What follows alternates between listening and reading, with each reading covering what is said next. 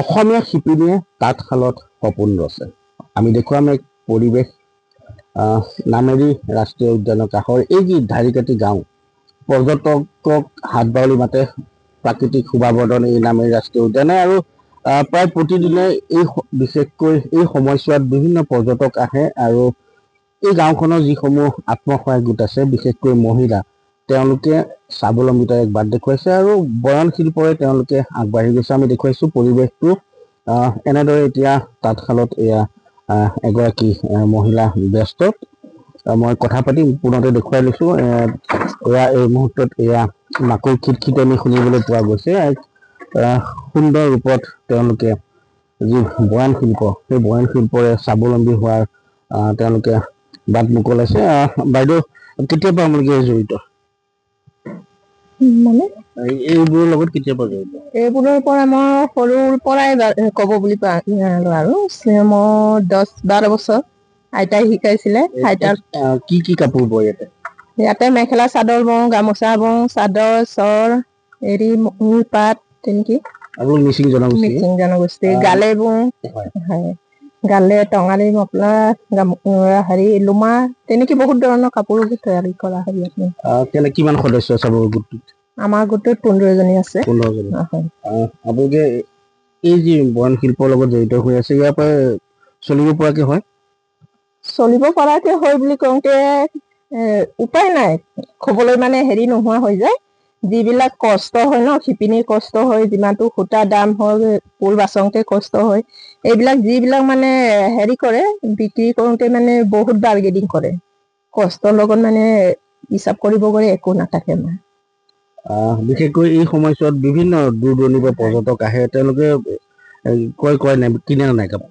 কিনে পৰ্যটক বিলাক কিনে। হয়, কেমেৰা সহযোগে দেখুৱাইছে আৰু আমি দেখুৱাইছো কাষত এখন তাঁতশাল, আৰু এয়া তাঁতশালত যিহেতু চাদৰ লগাইছে। আৰু এই মুহূৰ্তত যিহেতু দেখুৱাইছো তাঁতশালৰ দৃশ্য, আৰু এনেদৰে দেখা পোৱা গৈছে এয়া চাদৰ লগাইছে। আৰু এনেদৰে এই যি নামেৰি ৰাষ্ট্ৰীয় উদ্যানৰ সমীপৰ এই যি ধাৰিকাটি গাঁও, এই গাঁওখনত কেইবাটাও এনে মহিলা আত্মসহায়ক গোট আছে।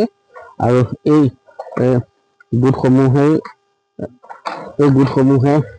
দেখা পোৱা গৈছে বিভিন্ন সময়ত তেওঁলোকে এনেদৰে বিভিন্ন কাপোৰ, মিচিং জনগোষ্ঠীয় কাপোৰকে ধৰি বিভিন্ন জাতি জনগোষ্ঠীৰ মহিলাৰ যিসমূহ বিশেষকৈ কাপোৰ, চাদৰ, মেখেলা, গামোচা আদিকে ধৰি এই সকলো তেওঁলোকে নিজ হাতে ইয়াত এনেদৰে উৎপাদন কৰি তেওঁলোকে এক বজাৰ সৃষ্টি কৰিবলৈ সক্ষম হৈছে। আৰু লগতে দেখা পোৱা গৈছে বিশেষকৈ নামেৰি ৰাষ্ট্ৰীয় উদ্যানলৈ অহা যিসমূহ পৰ্যটক, সেই পৰ্যটকসকলক বিশেষভাৱে আকৰ্ষণ কৰিবলৈ সক্ষম হৈছে। মোৰ লগত এই মুহূৰ্তত যিহেতু বিভিন্ন পৰ্যটক আছে, মই তেওঁলোকৰ লগত কথা পাতিম। আৰু এয়া হৈছে দনি পলো মহিলা সমিতি, তেওঁলোকৰ আমি এয়া দেখুৱাইছো। এই মুহূৰ্তত যিহেতু এয়া তাঁতশালত ব্যস্ত এগৰাকী মহিলা, আৰু বিভিন্ন যিহেতু পৰ্যটক আছে, মই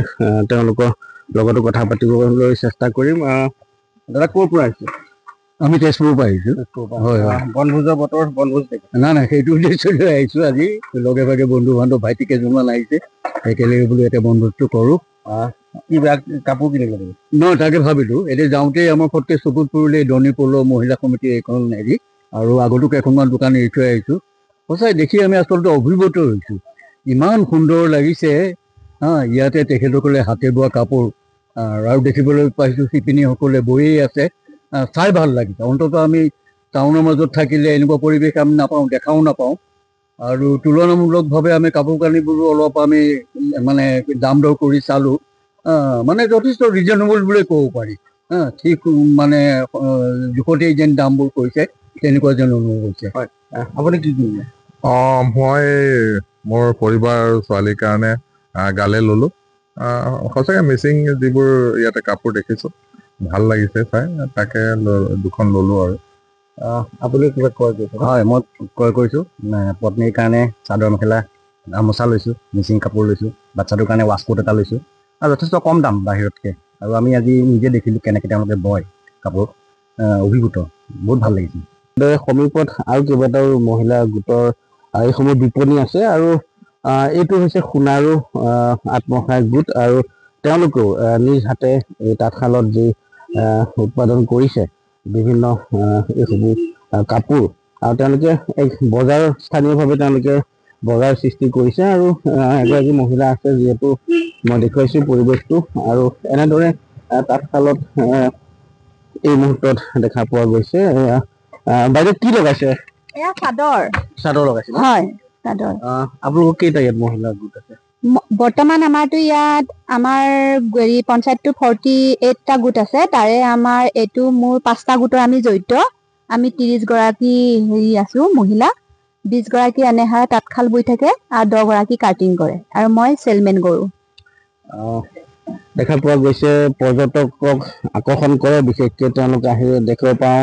এনেদৰে যি আপোনালোকে থলুৱাভাৱে বয়ন শিল্প ইয়াত কাপোৰ উৎপাদন কৰিছে কেনেকুৱা সমাদৰ কেনেকুৱা বৰ্তমানতো আমি এতিয়াৰ ব্যৱসায় নহয় মই এতিয়া আমাৰ গোটৰ 17 বছৰ ৰানিং হৈ আছে এয়া 2024লৈকে ৰানিং চলি আছে বৰ্তমান আমি বহুত অকল আমাৰ অসমৰ বুলিয়ে নহয় ভাৰতৰ আমাৰ বাহিৰৰ মানুহ আহে ছুইজাৰলেণ্ড থাইলেণ্ড ইণ্ডোনেছিয়া তেওঁলোকেও কয় আৰু তেওঁলোকে আমাৰ অসমৰ জাতীয় বস্ত্ৰটো নি সিহঁতে মিউজিয়ামত সজাই থৈ গৈ আমাৰ যিখন গামোচা আমাৰ ডিঙিত লওঁ তেখেতলোকে বহুত সন্মানেৰে লৈ যায় নি পেলাই আমি মানে আমাৰ অসমত বিজনেছটো আমি কৰিলেও আমি নিজে অসমীয়া কিন্তু পইচা পাতি ক্ষেত্ৰত মানে অলপমান ধৰ সিহঁতৰ পৰা বেছি আৰু সিহঁতে কোনো বাৰ্গেনিং নকৰে নিশ্চিতভাৱে তেওঁলোকে বিক্ৰী কৰাৰ লগতো উল্লেখ কৰিছে এগৰাকী গোটৰ মহিলাই যিহেতু বিদেশতো সমাদৰ লাভ কৰিছে আৰু ইয়াত উৎপাদিত গামোচা বা আন তেনেধৰণৰ